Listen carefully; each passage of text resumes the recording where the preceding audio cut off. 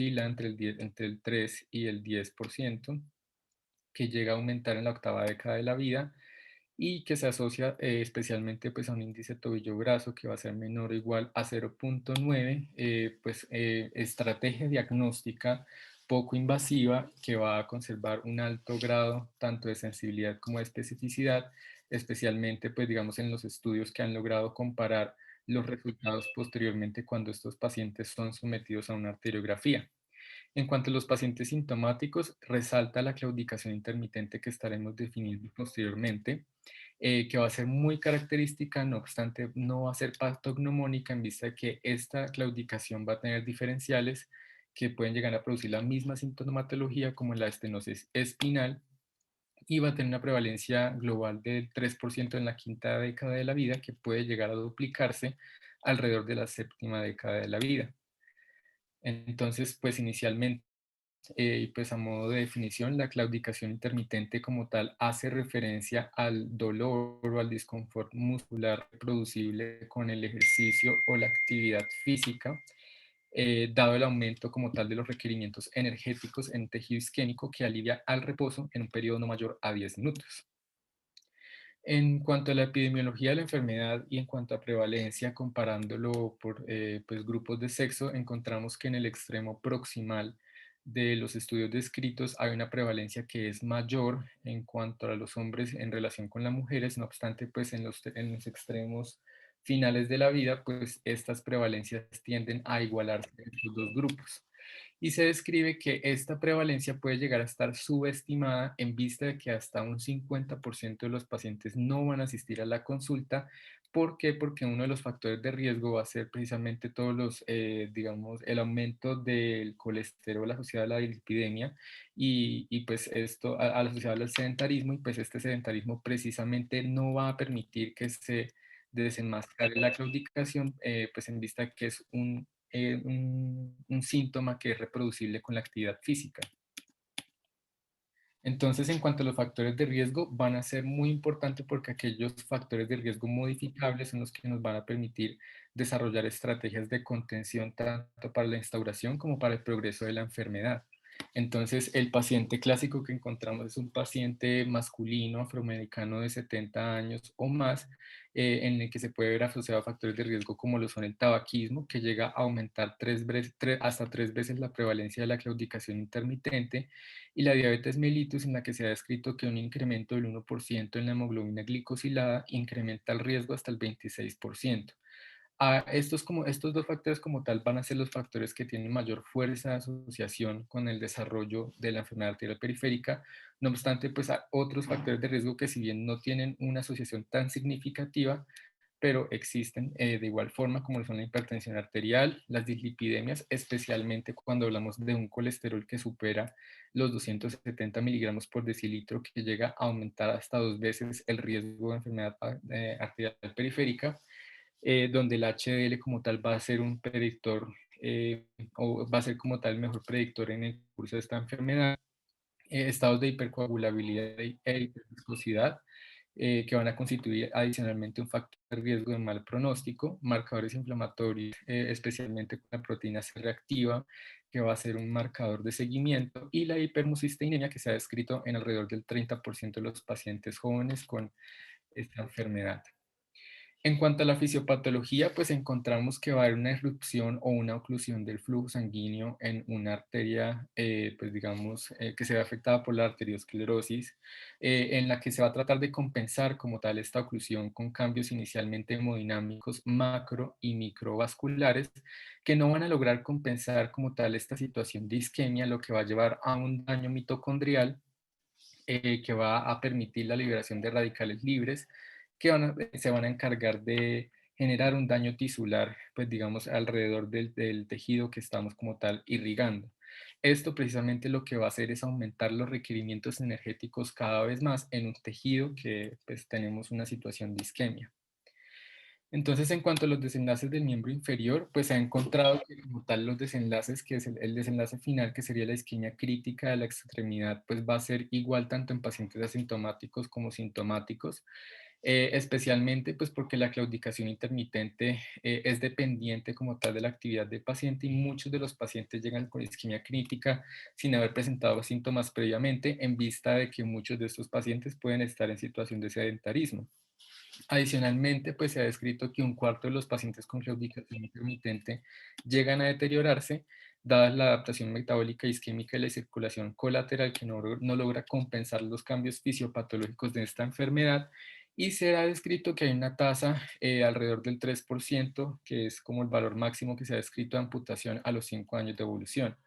Entonces aquí tenemos básicamente un diagrama que logra resumir, que está también dispuesto en las guías, pues digamos los desenlaces que pueden tener en cuanto a la extremidad, digamos, de estos pacientes. Entonces aquí logramos ver que los resultados o los desenlaces a 5 años como tal no van a tener un grado de diferencia, pues digamos, tanto en pacientes asintomáticos como en pacientes sintomáticos. Lo que sí se ha observado es que alrededor del 5 al 10% de los pacientes pueden cursar con isquemia crítica de la enfermedad y que dentro de todo este grupo de pacientes el 3% puede derivar finalmente en la amputación primaria del miembro o de la extremidad. En cuanto a los factores de riesgo para el desarrollo como tal de la isquemia crítica, encontramos que la diabetes mellitus va a ser el principal factor de riesgo, que llega a aumentar hasta 4 veces como tal el riesgo de la presentación de esta isquemia crítica, seguida por el consumo de tabaco, que aumenta 3 veces el riesgo, un índice tobillo-brazo que esté por debajo de 0,7, lo que duplica el riesgo, y cuando está por debajo de 0,5 lo aumentan hasta un 250%, una edad por encima de los 65 años y las dislipidemias. Entonces aquí surge un concepto también muy importante que tenemos que definir y es la isquemia crítica, y es que la isquemia crítica se define como el dolor de la extremidad que ocurre en el reposo, que puede verse asociado a cambios tróficos o a la pérdida inminente de la extremidad causada por un compromiso severo del flujo sanguíneo. Entonces, pues digamos, esto es un estudio que se referencia en las guías, que trata de comparar, pues digamos, los pacientes en un periodo de un año en el que logramos encontrar, pues digamos, que se instauraron tres estrategias terapéuticas diferentes. Inicialmente, pues encontramos el tratamiento médico en un 25% de los pacientes, la amputación primaria en un 25% de los pacientes y la revascularización en un 50% de los pacientes.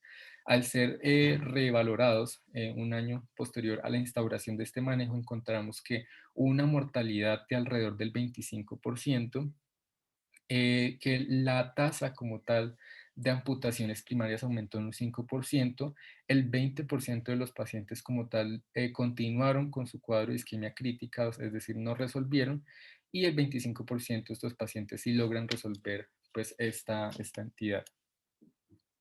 Adicionalmente, se ha descrito que esta enfermedad, por las similitudes fisiopatológicas que tiene con otras enfermedades vasculares, pues se asocia en gran proporción a la coexistencia de otras enfermedades, lo que aumenta tanto la morbilidad como la mortalidad. Especialmente, pues se ha estudiado la asociación que tiene con la enfermedad arterial coronaria y con la enfermedad arterial cerebral. Entonces, lo que se ha encontrado en un estudio que conocemos como el estudio Partners, es que la prevalencia de la enfermedad arterial periférica en pacientes con enfermedad arterial coronaria oscila entre el 10 y el 30%, y que en cuanto a la enfermedad cerebral vascular, como tal, la relación no va a ser tan fuerte como la anterior, ya que va a tener una prevalencia de esta enfermedad arterial periférica en el 5% de estos pacientes, y que incluso llega a ser más frecuente, ligeramente más frecuente, que se presenten las tres entidades en conjunto, como podemos observar en este diagrama, donde encontramos que en este estudio 1,6% de los pacientes cursaban con las tres entidades, en comparación con el grupo de 1,2% de los pacientes que cursaban solo con enfermedad cerebral vascular y la enfermedad arterial periférica. Listo. Bueno, ya finalmente, pues dentro de esta sección encontramos la sección de mortalidad y sobrevida. Se encontró que la mortalidad asociada al riesgo cardiovascular va a depender como tal de la severidad del cuadro calculada por el índice tobillo-brazo. que hay como tal una tasa anual de que se oscila entre el 5 y el 7% de eventos cardiovasculares en estos pacientes y que hay una mortalidad descrita en el seguimiento de 5, 10 y 15 años, pues de 30, 50 y 70% respectivamente, que va a depender como tal de la causa asociada, donde la enfermedad arterial coronaria va a ser la principal causa de mortalidad, llevándose del 40 al 60% de las muertes dentro de este grupo de pacientes que derivan en este resultado. Adicionalmente, pues encontramos otros factores que pueden verse asociados, como son las causas no vasculares o no coronarias, y otras causas vasculares que llevarían ya al 10% de las causas de mortalidad, como lo son la enfermedad cerebral vascular y las rupturas de aneurismas de aorta abdominal, que pueden verse asociados precisamente, pues digamos, en el contexto fisiopatológico de esta enfermedad. Entonces se ha descrito que en cuanto a la isquemia crítica de la extremidad, en el primer año hay una mortalidad que puede alcanzar hasta el 20% y en la claudicación intermitente, en los primeros 5 años la mortalidad puede llegar a superar incluso el 15%. Bueno, ya en cuanto a la sección B, que es la segunda sección a revisar el día de hoy, vamos a hablar del manejo de los factores de riesgo cardiovascular y enfermedades coexistentes dentro del abordaje de estos pacientes. Entonces aquí iniciamos pues con la escala de Framingham, que básicamente es la escala que conocemos que va a valorar un riesgo cardiovascular a 10 años y cómo ésta logra relacionarse con medidas estimables y no invasivas en el contexto de los pacientes con enfermedad arterial periférica, como lo es el índice tobillo-brazo. Entonces, pues cuando tenemos un riesgo bajo cardiovascular de 10 años, preferimos instaurar medidas de prevención primaria como cuando tenemos riesgo moderado con un índice tobillo-brazo que no sea sugestivo de un compromiso hemodinámico secundario a una oclusión. Entonces, en estos pacientes, lo primordial y algo que vamos a estar revisando posteriormente, pues va a ser que estos pacientes no van a requerir como tal un manejo antiplaquetario, especialmente pues descrito con ácido acetil salicílico, que las metas del LDL, que son las lipoproteínas de baja densidad, pues van a tener que estar por debajo de 130 miligramos por decilitro, a excepción de los pacientes con antecedente de diabetes mellitus, en quien se recomienda mantener una meta de LDL por debajo de 100 miligramos por decilitro, y las cifras tensionales tienen que estar por debajo de 140-90 milímetros de mercurio, exceptuando también los pacientes con diabetes mellitus o insuficiencia renal, en quienes se recomienda mantener cifras tensionales por debajo de 130-80. Adicionalmente, pues tenemos pacientes con riesgo moderado que sí tienen como tal un compromiso del índice tobillo-brazo y pacientes con riesgo alto en los que ya se instaura una prevención secundaria, es decir, una prevención que intenta evadir las complicaciones secundarias pues a estas dos condiciones donde ya tenemos instaurado un diagnóstico y tenemos que prevenir las complicaciones. Entonces, en estos pacientes sí se va a recomendar el manejo antiplaquetario con unas metas de LDL por debajo de 100 miligramos por decilitro, a excepción de los pacientes con alto riesgo cardiovascular, en quienes se ha recomendado mantener esta LDL por debajo de 70 miligramos por decilitro y cifras tensionales que conservan las mismas metas respecto al grupo de la prevención primaria.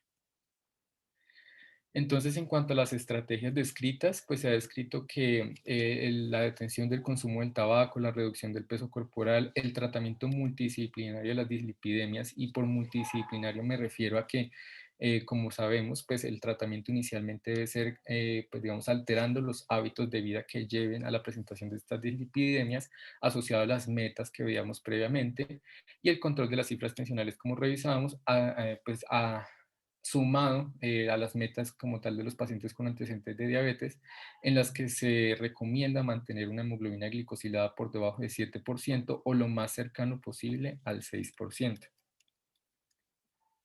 Bueno, y ya en cuanto a la última sección, pues que es la sección de claudicación intermitente, entonces pues caracterizamos nuevamente al paciente y retomamos la definición de la claudicación intermitente, que decíamos que era el dolor o el disconfort muscular reproducible con la actividad física que cede al reposo en un periodo no mayor a 10 minutos, secundario pues al el aumento del requerimiento energético en un tejido isquémico. Y encontramos que como tal, conservando la relación que veíamos al principio, solo un tercio como tal de los pacientes va a cursar con claudicación intermitente. En cuanto a su exploración física, debe explorarse el sistema vascular como un todo. Esto incluye la toma de la presión arterial, la auscultación cardíaca, la palpación abdominal, especialmente en la búsqueda de masa pulsátil que sea sugestiva de un aneurisma de aorta abdominal, que puede estar presente en el 50% de los pacientes con aneurismas. Cambios en la coloración y temperatura de los pies, cambios tróficos secundarios a esta enfermedad, deben palparse los pulsos en su totalidad y calcularse el índice tobillo-brazo que ya vamos a revisar.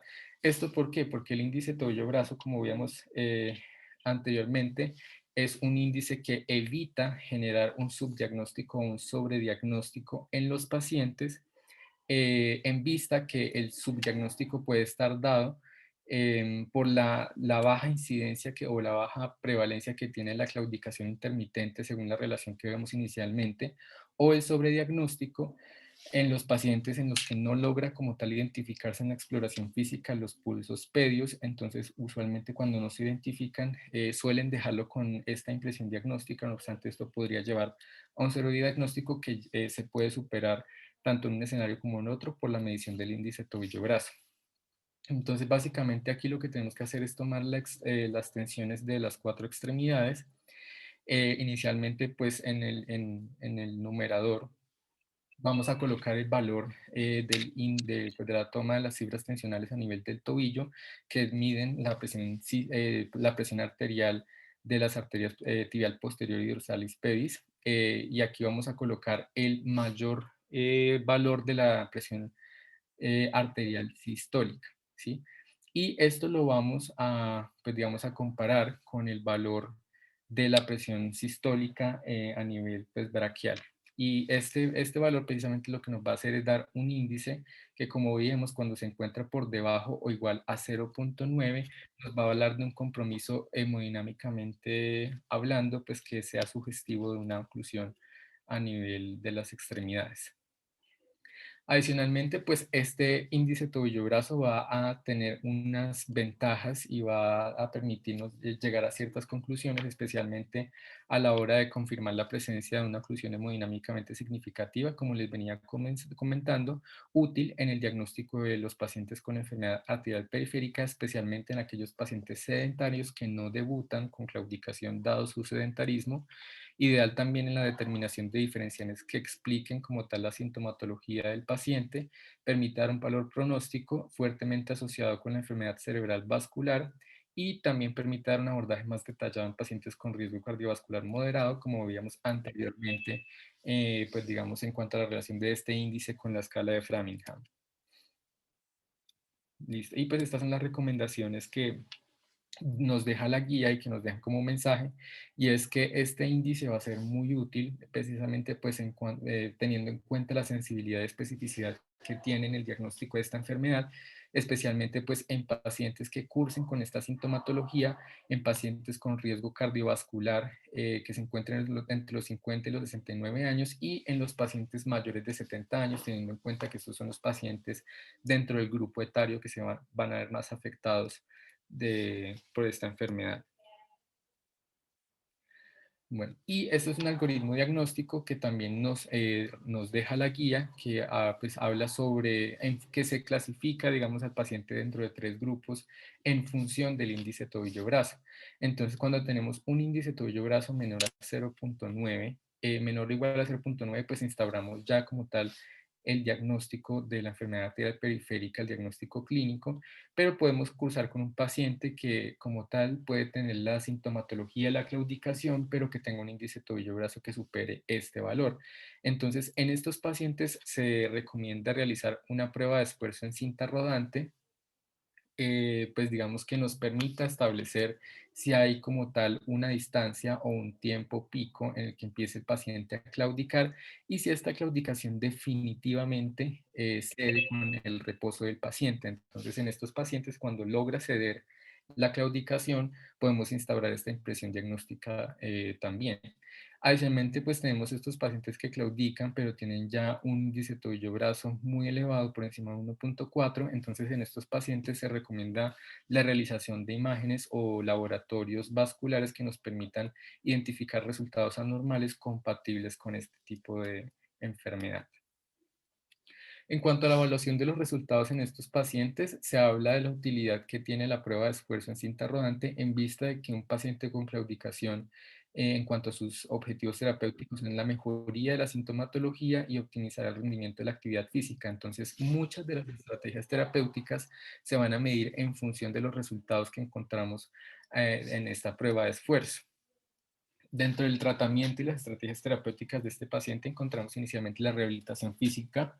La recomendación que nos deja la guía es hacer 3 sesiones por semana, iniciando 30 minutos por sesión y aumentar gradualmente estas sesiones hasta 1 hora, en las que se busca inicialmente estar a una velocidad que induzca la claudicación en un periodo de 3 a 5 minutos y posteriormente pues el paciente tiene que entrar en reposo cuando él considere que la claudicación es moderada. Es aquí donde se empieza a medir entonces la distancia y el tiempo pico recorridos y a partir de esto es que vamos a estar evaluando la evolución de los pacientes. Adicionalmente, pues existen estrategias farmacológicas validadas y con suficiente recomendación. El primer fármaco que tiene la suficiente recomendación para el manejo de estos pacientes es el cilostazol, que es un inhibidor de la fosfodiesterasa 3, que es la enzima que se encarga de degradar el AMP cíclico. Va a tener efectos tanto a nivel vascular como a nivel plaquetario, pero pues los efectos vasculares van a ser los más predominantes en términos de la relajación y a nivel plaquetario inhibiendo la agregación plaquetaria. Especialmente este medicamento dentro de los ensayos clínicos ha demostrado mejorar la distancia pico, pues, digamos en una distancia que oscila entre los 50 y los 70 metros, lo que ha tenido pues, un impacto positivo en la calidad de vida de estos pacientes. Esto, pues por el mecanismo de acción que tiene al inhibir la fosfodiesterasa 3, tiene una contraindicación teórica de la falla cardíaca.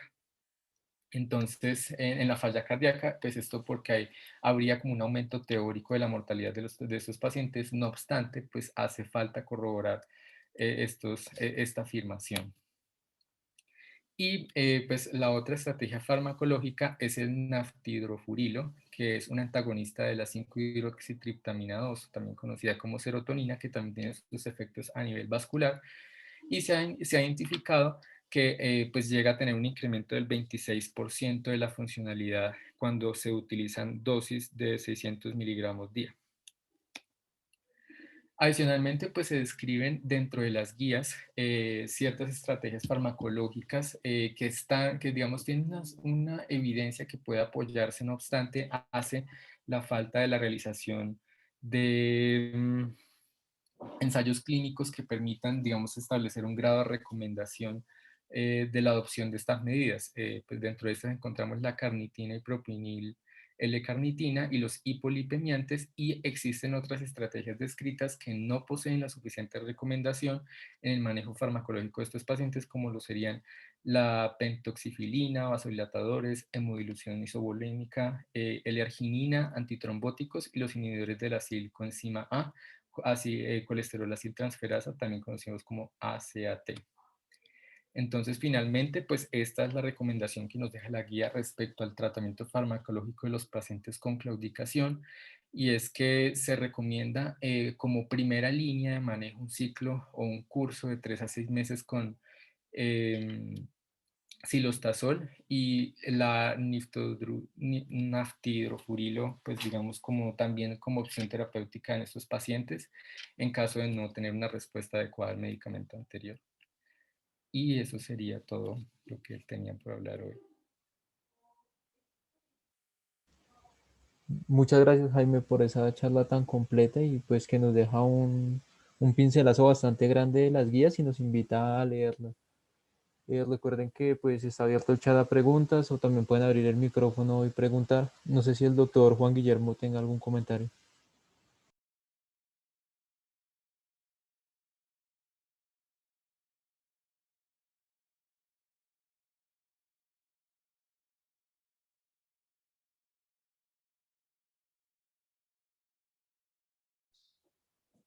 Bueno, deben haber muchas preguntas. Yo creo que voy a invitarlos a que se animen a hacer preguntas sin miedo, para que no se vuelva tan monótona la participación. Entonces, esperamos preguntas antes de hacer unos comentarios.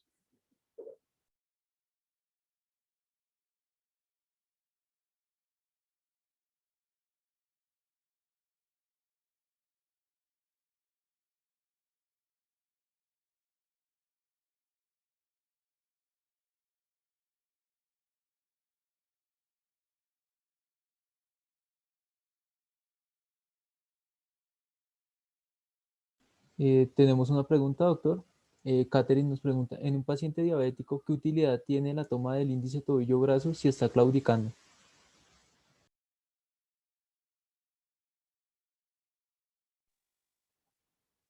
Bueno, muy válida y muy importante la pregunta, Catherine. Los pacientes diabéticos dependen mucho de su fase y de su etapa. La situación más difícil del diabético es cuando tiene una neuropatía avanzada. Y el diabético, antes de tener arteriopatía o angiopatía, desarrolla neuropatía.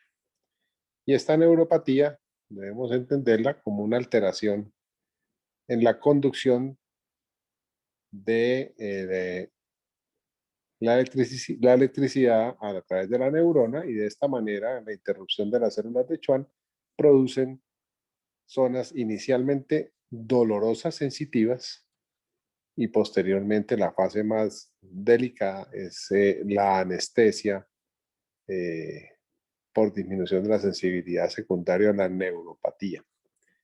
Esto lo digo porque hace válida la pregunta, porque el paciente con una neuropatía diabética establecida pues tiene una tolerancia altísima al dolor.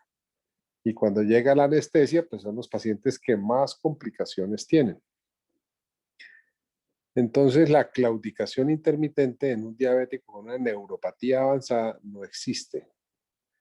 No existe el dolor y pueden tener lesiones ulcerativas, hasta necrosis y gangrenas que cualquier persona normal no toleraría por el dolor. Y entonces el diabético sí. Por eso también puede tener lesiones ocasionadas por zapatos, por la suela de los zapatos, por el trauma, por la presión ocasionada por los zapatos. Entonces la claudicación intermitente pierde en el diabético un valor muy importante de alertar el empeoramiento de su enfermedad arterial oclusiva crónica. Y hay una pérdida total de la capacidad predictiva del índice tobillo braquial o de las presiones tobillo braquiales o poplitea braquiales. Uno puede tomar presiones en los diferentes segmentos de las extremidades. Esa es una capacidad que tiene el estudio de pletismografía arterial y de presiones segmentarias, que es como no solamente hacer el índice tobillo-brazo, sino determinar las presiones en toda la extremidad inferior. Pero esta capacidad de predecir isquemia de este estudio, incluyendo el índice tobillo braquial, queda comprometida en los pacientes diabéticos, y básicamente por la presencia de falsos negativos. Entonces uno puede tener una medición de índice tobillo-brazo en los pacientes como normal, lo cual no quiere decir que el paciente no tenga lesiones obstructivas. Entonces es un estudio complementario que debe ser muy bien valorado por quien está haciendo el análisis. Ya saben que los pacientes, lo más importante es el examen físico, y el examen físico es la presencia de los pulsos. Si un paciente tiene pulsos, no tiene lesiones obstructivas. Puede que tenga algunas lesiones fijas, estenosantes, que se vuelvan, digamos, significativas con el ejercicio. Y en ese momento puede que sea significativo y el paciente puede tener pulsos. Es la única excepción. Pero el examen físico con presencia de pulsos, sabemos que los estudios son normales. Eso también está alterado en los diabéticos. Los diabéticos pueden tener sus arterias permeables con flujo adecuado. Estamos hablando de los vasos macrovasculares. Esto va hasta las arterias pedia o tibial anterior y la arteria tibial posterior y la peronea. De ahí para allá, en la medida que se ramifica el sistema arterial, se vuelve microvasculatura. Entonces, el examen macro se hace tomando los pulsos.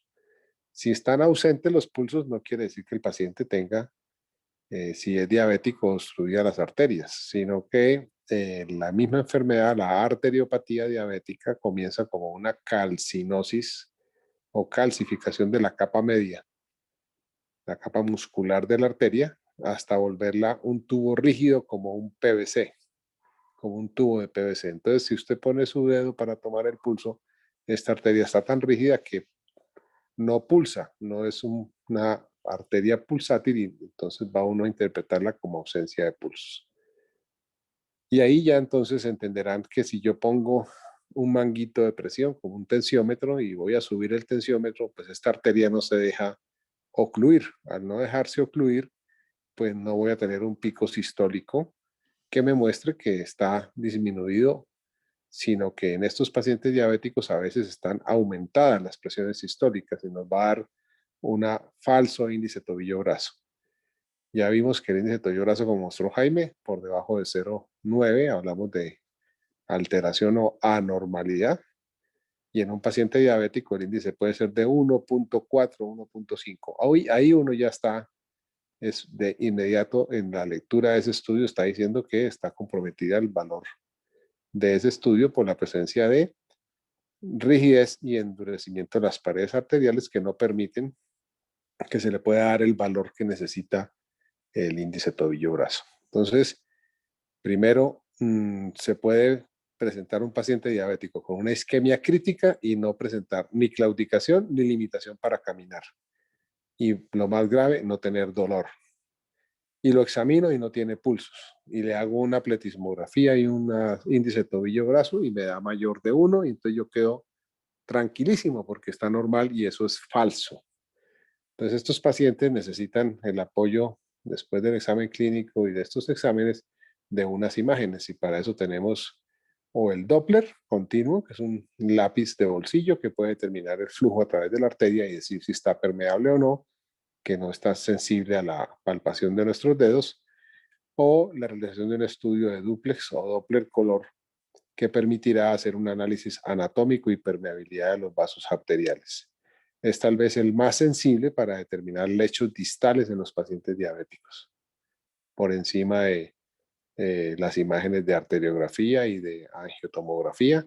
Está el dúplex arterial para definir permeabilidad de lechos tibial anterior, tibial posterior y peroneo. Espero haber dado respuesta, pero muy importante la pregunta. Muchas gracias, doctor. Con la intervención del doctor Juan Guillermo, también se responde una pregunta que nos había hecho Darío acerca de la utilidad del índice tobillo braquial en los pacientes diabéticos. Seguimos con una pregunta que nos hace Manuela y nos dice que ¿cuándo se debe tomar el índice tobillo braquial en pacientes asintomáticos?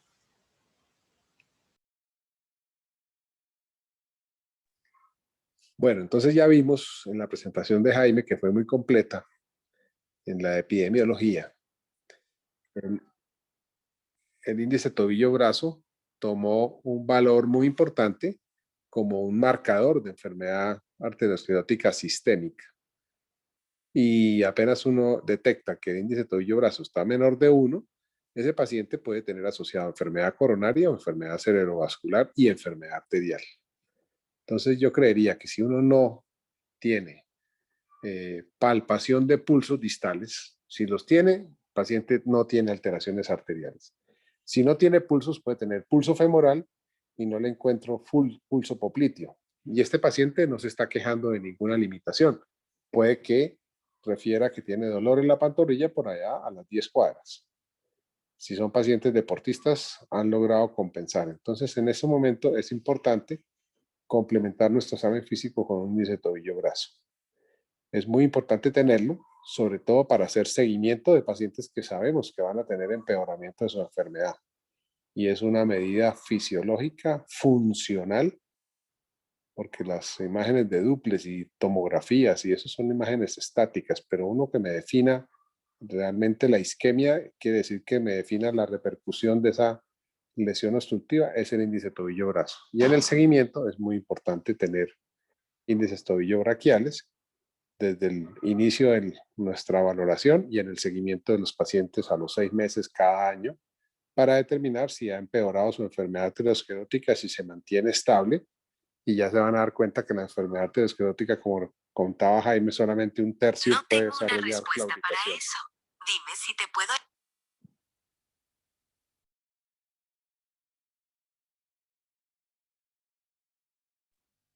Espero haber respondido la pregunta. Gracias, doctor.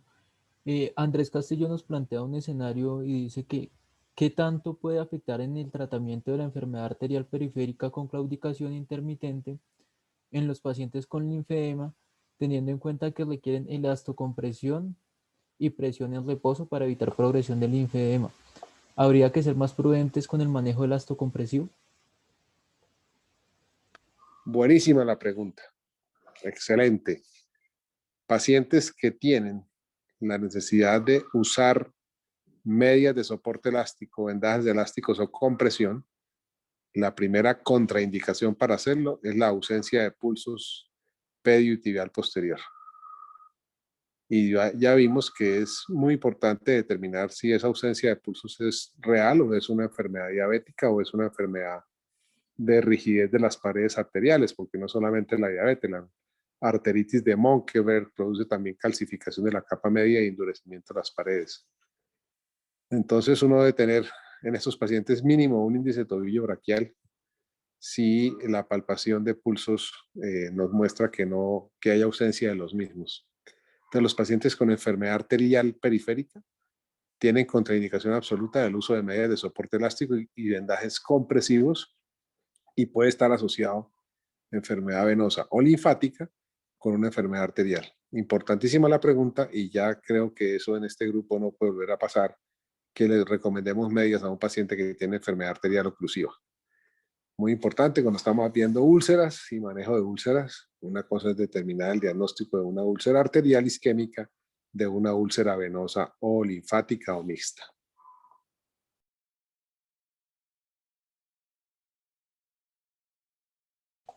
Gracias, doctor. Esa es la última pregunta que teníamos.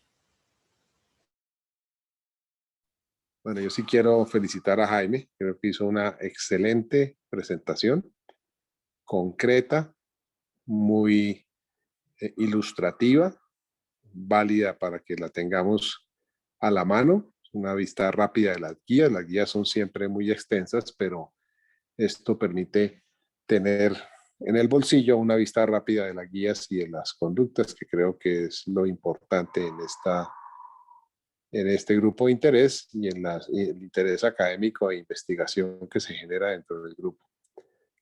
Lo quiero felicitar, Jaime, ¿verdad? Muy claro, muy conciso, muy bonita la presentación.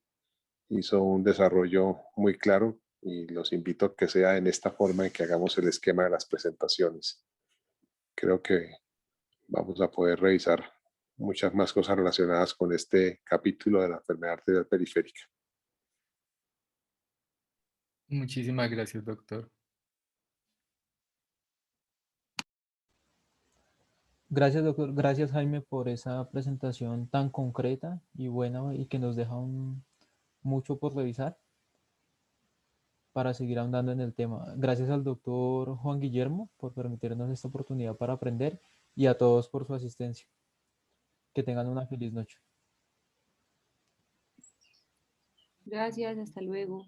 Nos vemos el martes. ¿Qué tema tenemos para el martes? Para invitar a todos de una vez.